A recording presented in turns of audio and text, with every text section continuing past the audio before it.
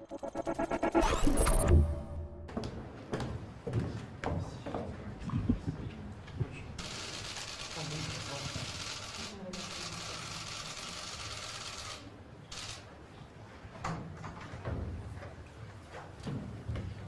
госпожа Le Pen, не первый раз в Москве, я рад вас приветствовать. Chère Madame Le Pen, ce n'est pas pour la première fois que vous êtes à Moscou. Je suis ravie de vous saluer ici. Знаю, что вы приехали по приглашению Государственной Думы парламента Российской Федерации. Je sais que vous êtes venu à l'invitation du Duma de l'État, du Parlement. Мы придаем очень большое значение нашим отношениям с Францией. Nous prêtons une grande importance au développement de nos relations avec la France. При этом стараемся поддерживать ровные отношения как с представителями действующей власти, так и с представителями оппозиции. Et nous essayons d'entretenir les relations égales avec les autorités au pouvoir et avec les représentants de l'opposition. Знаю, конечно, что сейчас активно развивается предвыборная кампания в Франции. Je sais maintenant que c'est la course présidentielle qui est en cours. Мы ни в коем случае не хотим как-то влиять на происходящие события. Nous ne voulons pas influencer d'aucune manière sur les événements qui se déroulent. Но оставляем за собой право общаться со всеми представителями и всех политических сил страны. Merci Monsieur le Président de m'avoir accordé cette entrevue. Vous le savez, je plaide depuis longtemps pour que la France et la Russie reprennent des relations culturelles, économiques, stratégiques, et particulièrement au moment où nous sommes confrontés à un danger terroriste majeur. Здравствуйте, господин президент. Спасибо большое за встречу, которую вы мне уделили. У нас с Российской Федерацией глубокие культурные, экономические, стратегические связи. И особенно эта встреча важна, когда такая серьезная террористическая угроза нависла над нами. Уважаемая госпожа Le Pen, не первый раз в Москве, я рад вас приветствовать. Знаю, что вы приехали по приглашению Государственной Думы парламента Российской Федерации. Мы придаем очень большое значение нашим отношениям с Францией. При этом стараемся поддерживать ровные отношения как с представителями действующей власти, так и с представителями оппозиции. Знаю, конечно, что сейчас активно развивается предвыборная кампания во Франции. Мы ни в коем случае не хотим как-то влиять на происходящие события, но оставляем за собой право общаться со всеми представителями и всех политических сил страны. Так же, как делают наши партнеры в Европе, в Соединенных Штатах. И, конечно, очень интересно было бы обменяться с вами мнениями о том, как развиваются наши двусторонние отношения и о ситуации, которая складывается в Европе. Я знаю, что вы представляете достаточно быстро развивающийся спектр политических сил европейских. Очень рад вас видеть.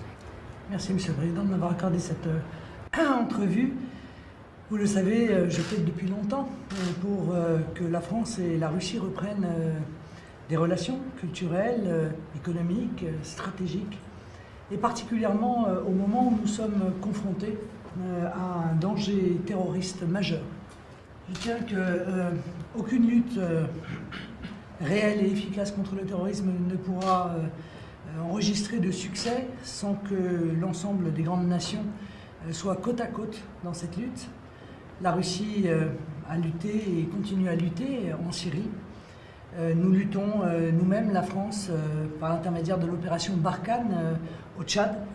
Nous avons lutté au Mali contre le terrorisme et je pense que nous sommes donc deux nations qui nous sommes résolument engagées, y compris en apportant un soutien militaire aux États qui étaient confrontés et qui le sont toujours au développement de ces groupes armés terroristes. Ce danger terroriste, Monsieur le Président, vous savez, frappe la France. Il l'a frappé hier de manière effrayante, terrible, avec des pertes humaines considérables. Mais il continue au quotidien avec une nouvelle forme de terrorisme qui est qu'on appelle le terrorisme low cost, c'est-à-dire des démarches individuelles de terroristes qui, pour certains, s'infiltrent dans les flux de migrants à la demande des organisations terroristes comme l'État islamique pour venir frapper nos populations.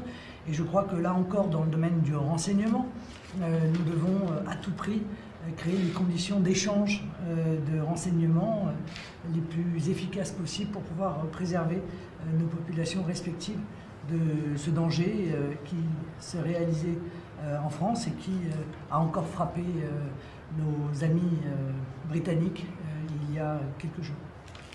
Permettez-moi, pour conclure sur ce sujet, Monsieur le Président, de vous indiquer que je trouve